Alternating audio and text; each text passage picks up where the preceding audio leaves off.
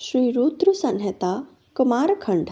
कार्तिकेय द्वारा बाणासुर और दैत्य प्रलंब का वध। ब्रह्मा जी बोले, नारद, जब ताड़कासुर कुमार कार्तिकेय के द्वारा मारा गया तब यह देखकर सभी देवताओं, ऋषि मुनियों सहित जनसाधारण में प्रसन्नता की लहर दौड़ गई। सभी खुश थे। सभी देवताओं ने मिलकर भक्तिभाव से कार्तिकेय की स्तुति करी। तभी क्रोंच नामक एक पर्वत दुखी होकर कार्तिकेय के पास आया। वह क्रोंच बाणासुर नामक दैत्य द्वारा सताया गया था। वह कुमार के सामने हाथ जोड़कर खड़ा हो गया और भक्तिभाव से स्वामी कार्तिकेय की स्तुति करने लगा। तत्पश्चात बोला, हे प्रभु, बाणासुर मुझे बहुत कष्ट दे रहा है, आप उससे मेरी रक्षा कीजिए। तब कार्तिकेय ने पर्वतराज क्रोंच की स्तुति से प्रसन्न होकर क्रोंच को सांत्वना दी।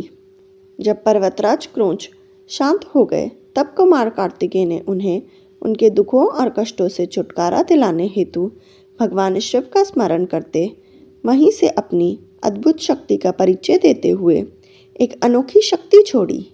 इस शक्ति का प्रयोग कुमार कार्तिकेय ने उस दुष्ट राक्षस बाणासुर पर किया था। तब वह शक्ति दैत्यराज बाणासुर को भस्म करके शीघ्र ही कार्तिकेय के पास वापस लौट आई। यह शक्ति जब उनके पास वापस पहुंच गई तब वे क्रोंच से बोले, हे पर्वतराज क्रोंच, अब आपको बाणासुर नामक दैत्य से डरने की कोई आवश्यकता नहीं है। मैंने बाणासुर को मारकर तुम्हारी इस परेशानी को सदा सदा के लिए हल कर दिया है। अतः अब तुम अपने डर को छोड़कर हमेशा के लिए निर्भय हो जाओ। अब तुम प्रसन्नतापूर्वक अपने घर की ओर प्रस्थान करो। बाणासुर के भय से मुक्ति का समाचार पाकर पर्वतराज क्रोंच बहुत प्रसन्न हुए और उसने भक्तिभाव से कार्तिकेय की स्तुति की। तत्पश्चात वह उनसे विदा लेकर अपने गृह स्थान की ओर चल दिया।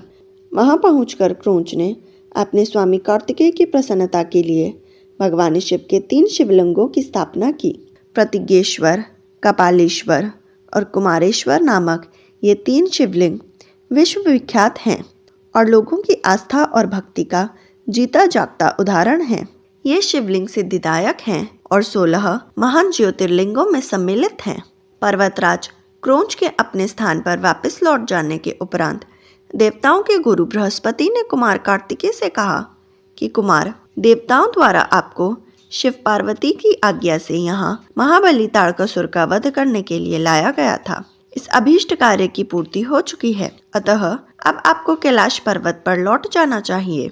गुरु बृहस्पति की बात अभी पूरी ही नहीं हुई थी कि तभी प्रलंबासुर नामक दैत्य ने बहुत उपद्रव मचाना शुरू कर दिया और लोगों को कष्ट देना आरंभ कर दिया। तब शेष जी के पुत्र कुमुद दुखी अवस्था में कुमार कार्तिकेय के पास आए। वहां आकर कुमुद ने कार्तिकेय की स्तुति की और कहा, हे प्रभु, मैं आपकी शरण में आया हूँ। हे गिरिजा पुत्र, मुझे प्रलंबासुर की प्रताड़ता से मुक्ति दिलाएं। तब कुमार कार्तिकेय ने प्रसन्नता पूर्वक कुमुद को प्रलंबासुर द्वारा दिए गए कष्टों से मुक्ति दिलाने हेतु अपनी शक्ति द्वारा उसका भी संहार कर दिया। उस प्रलंबासुर को उसके साथियों सहित मरा जानकर शेषपुत्र कुमुद ने कार्तिकेय की बहुत स्तुति की और अपने निवास स्थान पाताल को चला गया।